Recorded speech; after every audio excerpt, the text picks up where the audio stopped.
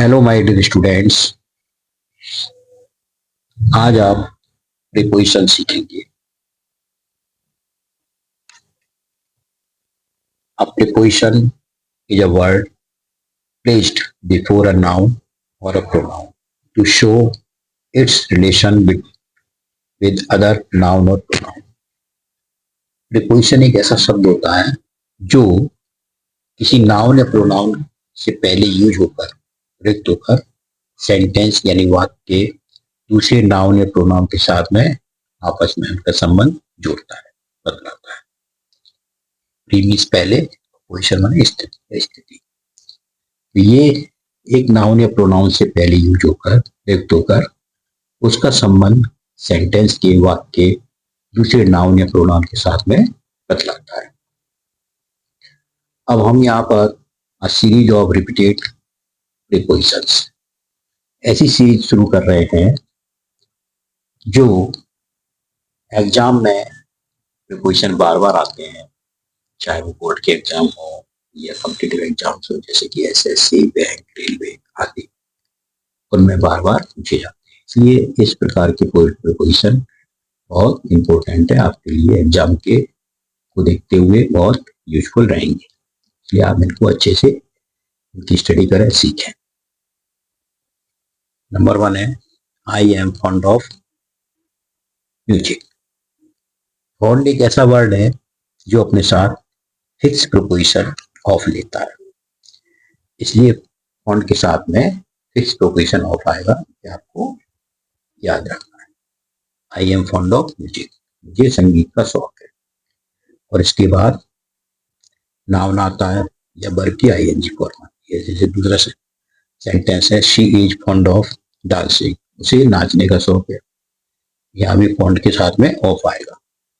और इसके बाद में या तो नाउन आती है या नाउन की वर्ब की आईएनजी फॉर्म आती है। Number 3, he is afraid. Afraid के साथ में फिक्स प्रीपोजिशन आता है ऑफ, ऑफ आएगा of dark. He is afraid of dark, उसे अंधेरे से डर लगता है।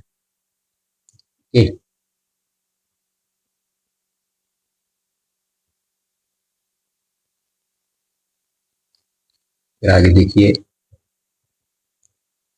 Rahul is afraid of the boss. Rahul को बॉस से डर लगता है।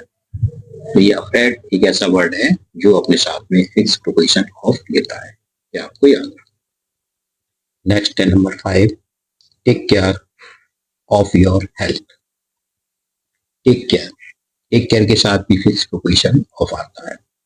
ओके, ये याद रखना है, ये फिक्स प्रीपोजिशन है, हमें ज्यादा दिमाग लगाने की जरूरत नहीं है, केवल हमने याद रखना है।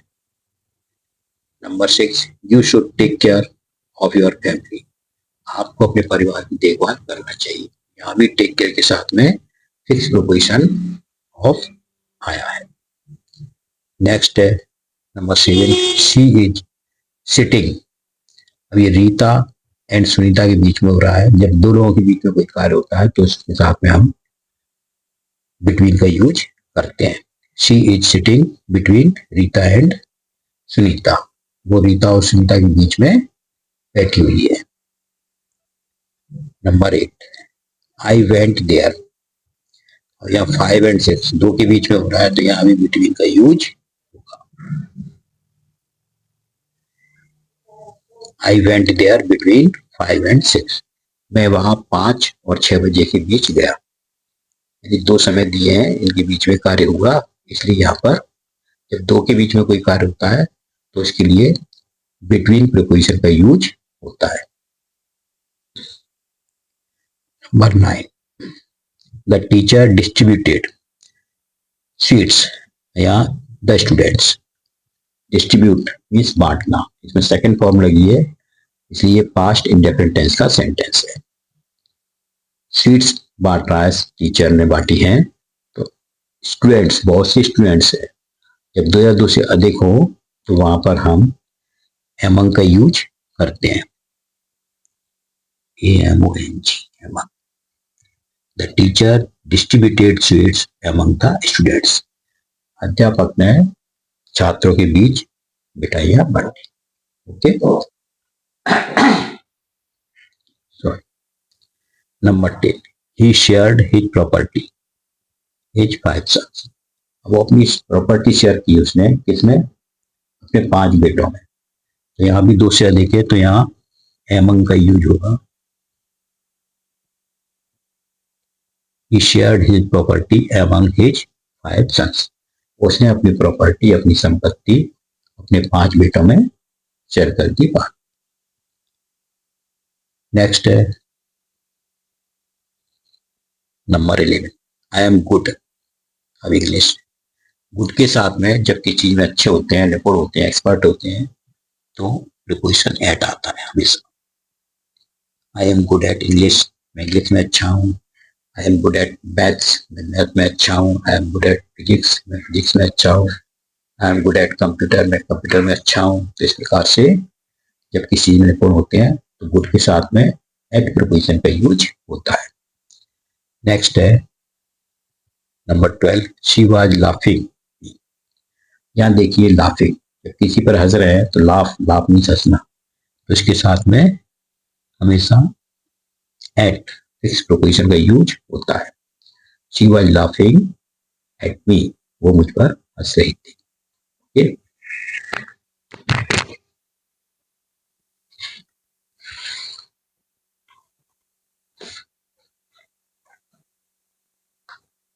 ये अपनी रिपीटेड प्रीपोजिशन की सीरीज चल रही है। रिपीटेड प्रीपोजिशन की सीरीज चल रही है। इसमें देखिए number 13, we prefer milk tea. Prefer एक ऐसा वर्ड है जो अपने साथ में टू टू प्रीपोजिशन लेता है। We prefer milk to tea, हमें चाय से दूध अधिक पसंद है। इस तरह से तुलनात्मक रूप से यूज होता है, प्रेफर के साथ में हमेशा टू प्रीपोजिशन का यूज होता है। Next 14 number, he was prevented. Prevented के साथ में हमेशा फ्रॉम प्रीपोजिशन आता है। ये अपने साथ में फिक्स प्रीपोजिशन फ्रॉम लेता है। He was prevented from going there, उसे वहां जाने से रोका गया। ओके, तो प्रिवेंटेड के साथ में हमेशा फिक्स प्रीपोजिशन फ्रॉम आता है। Next number 15, the boss is not satisfied. Satisfied के साथ में फिक्स प्रीपोजिशन विद आता है, with your work. The boss is not satisfied with your work. जो बॉस है वो आपके काम से संतुष्ट नहीं। तो यहाँ पर सेटिस्फाई है, उसके साथ में विद फिक्स प्रीपोजिशन का यूज होगा। इसी प्रकार से हम आगे चलेंगे।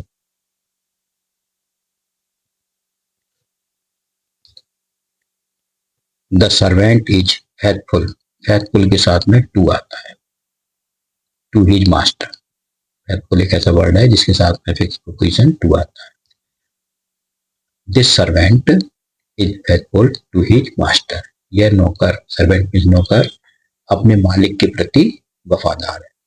ओके, नेक्स्ट देखिए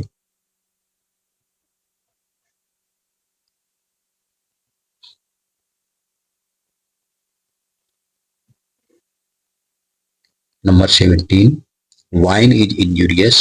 इंजूरियस के साथ में टू आता है प्रीपोजिशन हमेशा।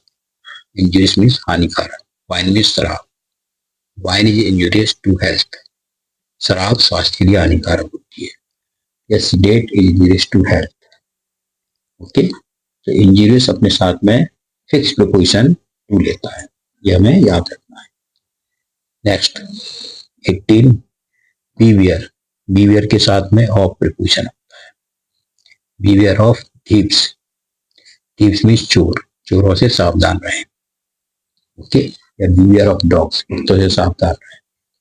इस प्रकार से बीवियर के साथ में हमेशा फिक्स प्रीपोजिशन ऑफ आता है। नेक्स्ट देखिए आई एम गोइंग। अब कहीं जाते हैं और उसका पता होता है, जैसे भोपाल, तो यहाँ पर टू प्रीपोजिशन आएगा। I am going to Bhopal, मैं भोपाल जा रहा हूँ, उस स्थान का पता हो जहाँ जा रहे हैं, कहाँ जा रहे हैं, भोपाल जा रहे हैं, किसी अन्य स्थान पर जा रहे हैं, तो उस स्थान का जब मालूम होता है तब हम ऐसी कंडीशन में गो के साथ में टू प्रीपोजिशन का यूज करते हैं। ओके, अब नेक्स्ट देखिए number 20, we are going there. हम वहां जा रहे हैं, अब वहां का कोई पता ही नहीं है, कहाँ जा रहे हैं निश्चित पता नहीं, इसलिए हम यहाँ पर किसी प्रीपोजिशन का यूज नहीं करेंगे। ओके, नो प्रीपोजिशन, यहाँ किसी प्रीपोजिशन का यूज नहीं है, केवल ये सेंटेंस रहेगा वी आर गोइंग देयर, कोई भी प्रीपोजिशन यहाँ यूज नहीं होगा। ओके, ये याद रखना है। Number 21, he can be. आप किसी के पास जाते हैं तो टू प्रीपोजिशन आता है, ही कैम टू मी, वो मेरे पास आया। Okay, next number 22, please listen. Listen के साथ हमेशा फिक्स प्रीपोजिशन टू आता है, listen to me, please listen to me, कृपया मेरी बात सुनिए। नेक्स्ट है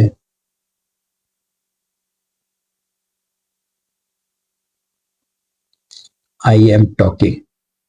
टॉकिंग के साथ टू आएगा या विद भी लगा सकते हैं, दोनों प्रीपोजिशन में से दोनों सही है।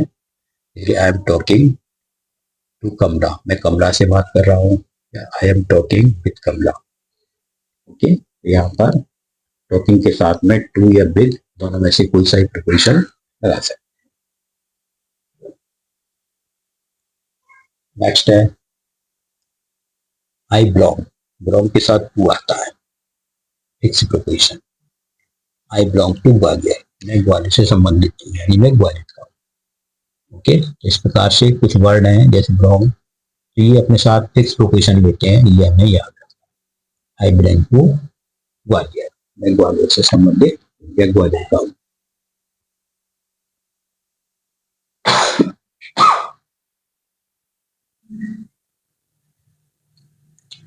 Number 25, Agra is famous. Famous के साथ में फॉर आता है, और द ताजमहल। आगरा फेमस है, किस लिए फेमस है, ताजमहल के लिए। Agra is famous for the Taj Mahal, Agra Taj Mahal के लिए प्रसिद्ध है। ओके, देखिए नेक्स्ट 26, दे जंप्ड। जंप किया, दे द रिवर या वेल, यहाँ पर मोशन हो रहा है, गति हो रही है, तो ऐसी कंडीशन में हम इनटू का यूज करेंगे। I N to, they jumped into the river, river means नदी, वे नदी में कूद गए। या they jumped into the well, well means कुआं, ये वे कुएं में कूद गए। इस प्रकार से जब गति होती है, मोशन होता है एक स्थान से दूसरे स्थान के लिए जाने के लिए, तब हम प्रीपोजिशन इनटू का यूज करते हैं। Next 27, I am tired.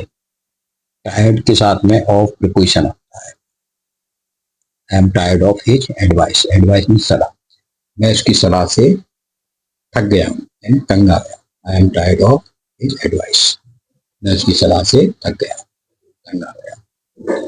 Next देखिए 28, समवन नॉक्ड। इसके साथ में द डोर, दरवाजे पर खटखटा रहा है वो, इसलिए यहाँ पर नॉक के साथ में एट आएगा। समवन यानी किसी ने, नॉक्ड एट द डोर, दरवाजे पर खटखटाया, किसी ने दरवाजे पर खटखटाया। ओके, इस तरह से हमें जो फिक्स प्रीपोजिशन है उनमें ज्यादा दिमाग लगाने की जरूरत नहीं है, हमें केवल याद रखना है किस वर्ड के साथ में कौन सा प्रीपोजिशन आता है। ठीक है, और बाकी जो प्रीपोजिशन होते हैं उन्हें लगाने के लिए, उन्हें यूज करने के लिए पूरे सेंटेंस को अच्छे से पढ़ना पड़ता है, उसको समझना पड़ता है कि यहाँ पर किस तरह का मीनिंग बन रहा है, तब हम सही प्रीपोजिशन का यूज कर पाते हैं। ओके, तो इस तरह से आपको ये जो रिपीटेड प्रीपोजिशन की सीरीज चल रही है, इसे आप देखें, ये आपके एग्जाम के लिए बहुत यूजफुल रहेगी, क्योंकि इस प्रकार के प्रीपोजिशन एग्जाम में अक्सर बार बार पूछे जाते हैं। तो मैं ऐसे ही ज़्यादातर प्रिपरेशन लेकर आया हूँ जो आपके लिए एग्जाम के लिए बहुत यूजफुल रहे, आपको इतने ज़्यादा भी ना पढ़ना पड़े कि ये याद ही ना रह सकें, इसलिए गिने चुने जो बार बार रिपीट होते हैं, बहुत इंपॉर्टेंट है, वही प्रिपरेशन में आपको पढ़ाऊंगा। इस प्रकार से आप मेरे वीडियो लगातार देखते रहें और सीखें। मैं चाहता हूँ कि मेरे वीडियो से ज़्यादा से ज़्यादा आप सीखें। अगर आपको मेरा वीडियो अच्छा लगा हो इसे लाइक करें, शेयर करें और मेरे चैनल नागर स्टडीज यूट्यूब पर सब्सक्राइब करें। देखते रहिए मेरा वीडियो और सीखते रहिए और मेरा उत्साह बढ़ाते रहिए। कमेंट करिए, जो भी समझ में नहीं आए वो पूछिए। मैं वीडियो कैसा बना रहा हूँ ये आप मुझे समय समय बताते रहिए। देखते रहें, सीखते रहें, ऐसे ही मेरा उत्साह बढ़ाते रहें ताकि मैं आपके लिए अच्छे अच्छे वीडियो बनाता रहूँ जो आपके लिए बहुत यूजफुल है। Thank you for watching my video.